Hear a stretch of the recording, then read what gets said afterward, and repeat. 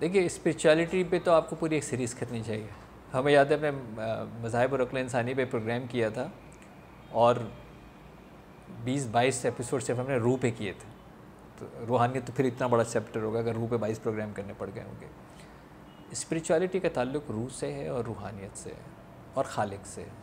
यानी मेरे अंदर एक रूह है, मेरे अंदर एक रूहानी वजूद है, इसका खालिक अल्लाह तबारक व तआला की ज़ात है, तौहीद पे हूँ और अब मैं रूहानियत की बात कर रहा हूँ।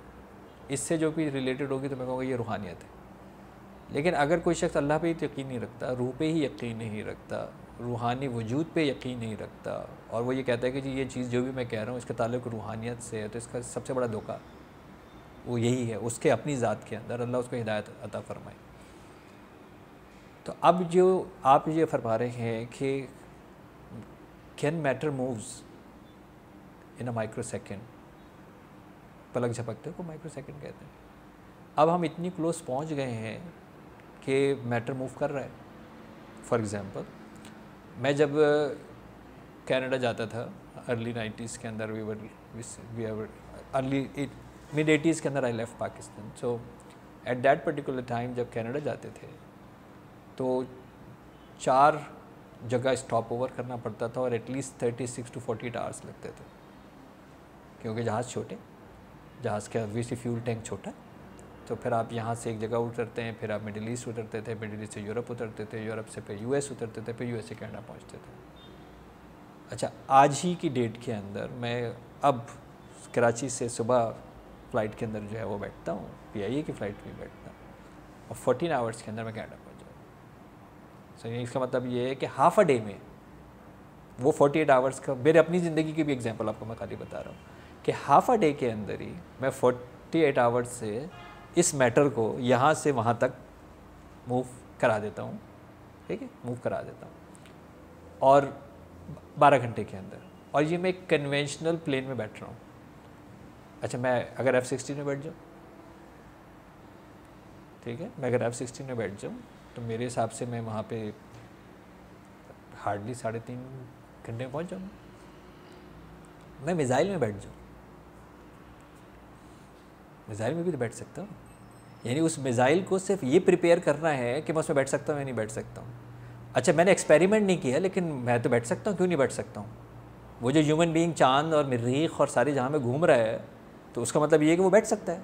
यानी आपको सिर्फ एक इन्वायरमेंट वाली क्रिएट करनी है ना। पहले तो जहाज़ में भी नहीं बैठ सकता था कि भाई जहाज़ की स्पीड होती है 1500-1600 किलोमीटर पर आवर। 1600 किलोमीटर पर अगर मैं वैसे भागूंगा तो मैं फट जाऊँगा, लेकिन मैंने इन्वायरमेंट बना लिया। तो वो इन्वायरमेंट भी तो बन गई है ना, जिसकी वजह से मैं चाँद तक जा रहा हूँ। तो अगर मैं उस इन्वायरमेंट के अंदर बैठता हूँ तो मैं मैटर ऑफ आवर कनाडा पहुँच सकता हूँ। विच इज़ कनाडा इसलिए बार बार कह रहा हूँ, ये लास्ट कंट्री है ना, इसके आगे अंटार्कटिका है। दुनिया का आखिरी कोना है इस कनाडा, इसके आगे अंटार्कटिका शुरू हो जाता है। तो अगर मैं आज की डेट के ऊपर इस हद तक कामयाब हो चुका हूँ कि मैं आधे घंटे के अंदर कनाडा पहुँच सकता हूँ, जो कि तकरीबन मेरे ख्याल में 7-8 हज़ार किलोमीटर का तकरीबन फ़र्क होगा ना। वो जो फ़र्क आप जो कुरान पाक बता रहे हैं वो तो है ही 1600 किलोमीटर टोटल। जो यमन का जो और बैतुल मक़दिस तक आने का सफ़र इज़ ओनली 1600 किलोमीटर्स। तो ये तो बिल्कुल पॉसिबल है, बिल्कुल पॉसिबल है। यानी मेरी मोड ऑफ ट्रांसपोर्टेशन ऐसी होनी चाहिए, राइट, मेरी मोड ऑफ ट्रांसपोर्टेशन ऐसी होनी चाहिए कि वो इंस्टेंट जो है वो मैटर को यहाँ पे ला दे। ये तो मैं अपनी बात बता रहा हूँ। अभी आपका ड्रोन कहाँ से कहाँ आता है?